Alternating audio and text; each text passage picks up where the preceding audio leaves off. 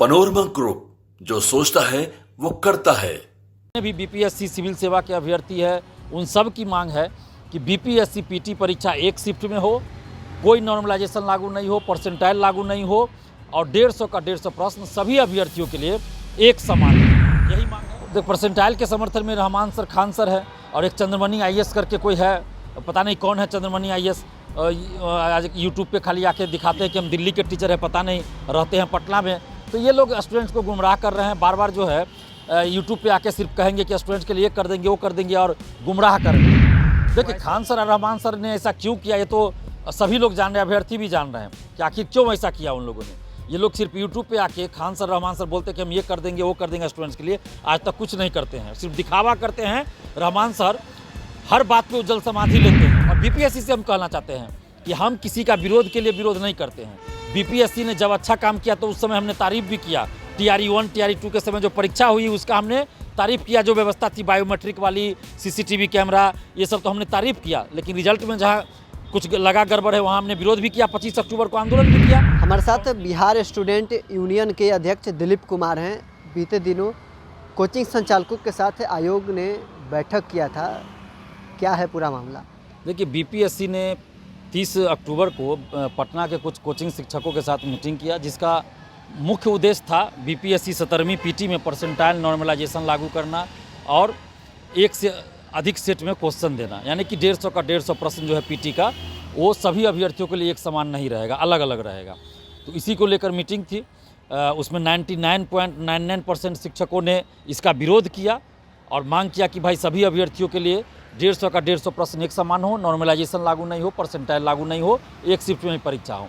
लेकिन पटना के 2-3 शिक्षकों ने बीपीएससी का समर्थन किया, नॉर्मलाइजेशन परसेंटाइल का समर्थन किया, जिससे स्टूडेंट्स भी आक्रोशित थे, हम लोग भी आक्रोशित थे कि छात्र हित में बात होनी चाहिए। लेकिन पटना के 2-3 शिक्षकों ने छात्र हित में बात नहीं करके छात्र विरोधी काम किया, जिसका कि विरोध स्टूडेंट्स कर रहे हैं।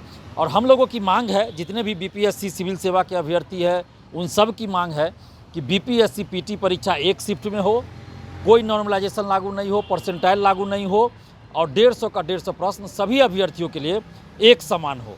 यही मांग है, क्योंकि 2022 में भी 67वीं का जब पेपर लीक हुआ पहली बार, तो जिसे हमने ही उजागर किया था, मुख्यमंत्री जी को ही क्वेश्चन हमने भेज दिया था। परीक्षा रद्द हुई, दोबारा जब परीक्षा होनी थी उसमें भी नॉर्मलाइजेशन परसेंटाइल लाने की बात हुई थी। लेकिन उस समय भी हम लोगों ने आंदोलन किया, पटना में आंदोलन हुआ, दिल्ली में आंदोलन हुआ।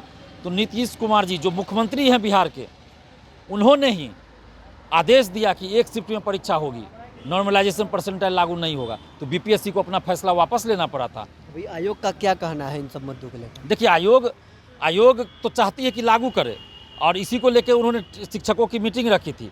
उसमें से कुछ शिक्षकों ने, 2-3 शिक्षकों ने स्टूडेंट के साथ समझिए एक तरह से अन्याय कर दिया। और बीपीएससी के समर्थन में कौन शिक्षक हैं?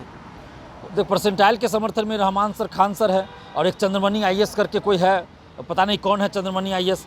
आज यूट्यूब पे खाली आके दिखाते हैं कि हम दिल्ली के टीचर है, पता नहीं रहते हैं पटना में। तो ये लोग स्टूडेंट्स को गुमराह कर रहे हैं। बार बार जो है यूट्यूब पे आके सिर्फ कहेंगे कि स्टूडेंट्स के लिए कर देंगे, वो कर देंगे और गुमराह करेंगे। तो ऐसे शिक्षकों से स्टूडेंट्स को बचने की ज़रूरत है। और हम लोगों की एक सुर में मांग है कि परसेंटाइल नॉर्मलाइजेशन लागू नहीं हो, क्योंकि बीपीएससी ने पहले क्या कहा कि 12 लाख फॉर्म गिरेगा, एक शिफ्ट में परीक्षा नहीं ले पाएंगे, एक शिफ्ट में परीक्षा लेंगे तो पेपर लीक हो जाएगा। फिर जब संख्या उतना नहीं हुआ तब फिर बोला कि 7-8 लाख संख्या बहुत बड़ी संख्या है। पहले तो कहा कि 8 लाख, ये पहले तो कहा बीपीएससी ने 12 लाख संख्या है बहुत बड़ी, फिर कह रहे हैं 7 लाख संख्या है बड़ी। अभी तो 4 लाख शायद फॉर्म भी गिरा है कि 3 लाख गिरा है, तो अब इसको भी बड़ी संख्या। तो बीपीएससी जो है ये धांधली सेटिंग का नया रास्ता खोज रही है।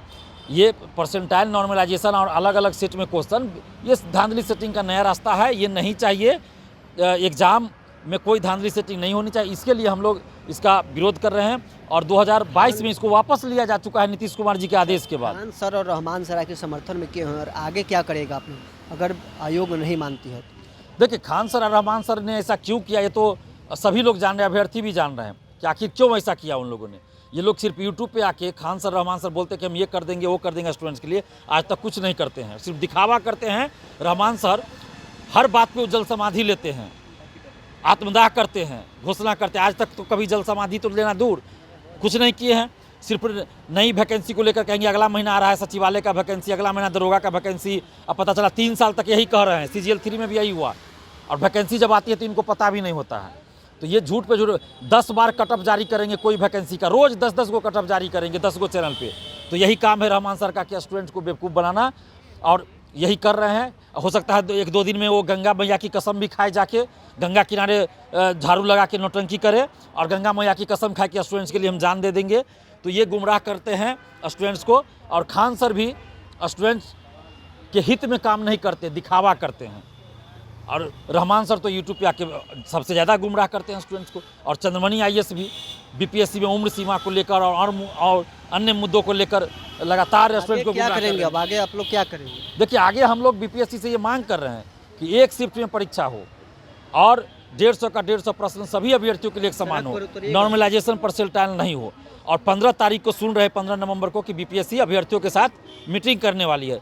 तो जो भी BPSC के अभ्यर्थी हैं वास्तव में उनको जाना चाहिए और अपनी बातों को शालीनतापूर्वक, गंभीरतापूर्वक वहाँ रखिए। और अभ्यर्थियों की ये मांग है कि नॉर्मलाइजेशन परसेंटाइल लागू नहीं हो। BPSC को भी हम सलाह दे रहे हैं कि आप ऑनलाइन ही एक ये कर दीजिए। जैसे 17वीं का फॉर्म आप भरवा रहे हैं तो 2-3 दिन मौका दे दीजिए और उसके लिए कुछ ऑप्शन दे दीजिए, और उसमें जो फॉर्म भरे हैं 17वीं का वही उसमें अपना पक्ष रख देंगे, अपनी बात रखेंगे, वो सबसे ज़्यादा अच्छा होगा।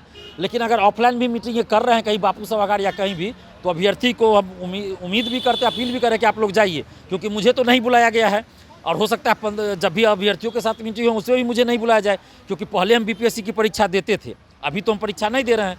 तो अभी हो सकता है BPSC हमें नहीं बुलाए, क्योंकि हम सच को सच, गलत को गलत कहते हैं, तो इसलिए नहीं भी बुलाए। लेकिन अभ्यर्थी जाएं। और BPSC से हम कहना चाहते हैं कि हम किसी का विरोध के लिए विरोध नहीं करते हैं।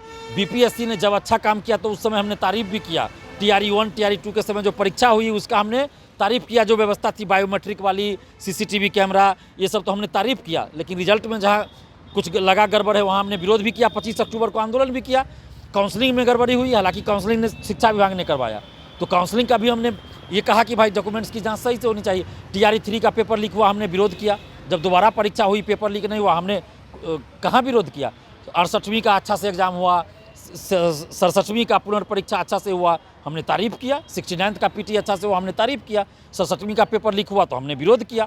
जहाँ अच्छा काम होता है वहाँ हम विरोध नहीं करते हैं, जहाँ अच्छा काम होता है वहाँ हम तारीफ़ करते हैं, गलत होता है तो विरोध करते हैं। ये ऑप्शन हटा हम समर्थन कर रहे हैं, साथ दिए BPSC का। तो चलिए, छात्र नेता दिलीप हमारे साथ थे, जिन्होंने BPSC आयोग को नॉर्मलाइजेशन और परसेंटाइल को मुद्दे को लगातार विरोध कर रहे हैं, लेकिन रहमान सर और खान सर इनका समर्थन कर रहे हैं। अब इसको लेकर भी छात्र नेता दिलीप ने अपनी बात रखी है। बहरहाल इस खबर में इतना ही। आप बने रहें न्यूज़ 4 नेशन के साथ।